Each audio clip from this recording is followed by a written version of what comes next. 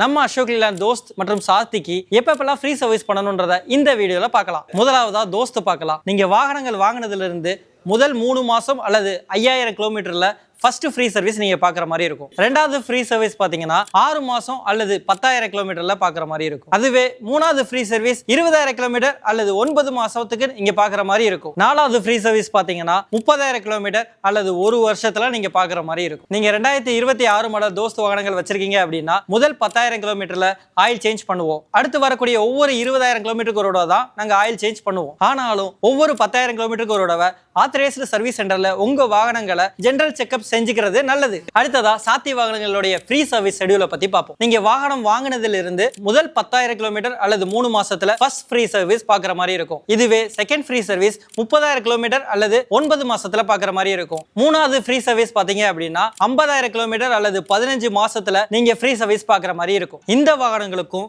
முதல் 10,000 கிலோமீட்டர்ல ஒரு தடவை ஆயில் சேஞ்ச் பண்ணுவோம். அடுத்து வரக்கூடிய ஒவ்வொரு 20,000 கிலோமீட்டருக்கு ஒரு தடவையும் நாங்க ஆயில் சேஞ்ச் பண்ணுவோம். உங்க வாகனத்தை நீங்க பயன்படுத்தவே இல்லைனாலும் கூட ஒவ்வொரு 6 மாசத்துக்கு ஒரு தடவை நீங்க ஆயில் சர்வீஸ் பண்ணிக்க வேண்டியது அவசியங்க. நீங்க அசோக் லேலண்ட் எல்சிவி வாகனங்கள் பார்த்துட்டு இருக்கீங்க அப்படின்னா டிஸ்பிளேல தெரியுற பாலாஜி ட்ரக்ஸ் அசோக் லேலண்டை கான்டாக்ட் பண்ணுங்க.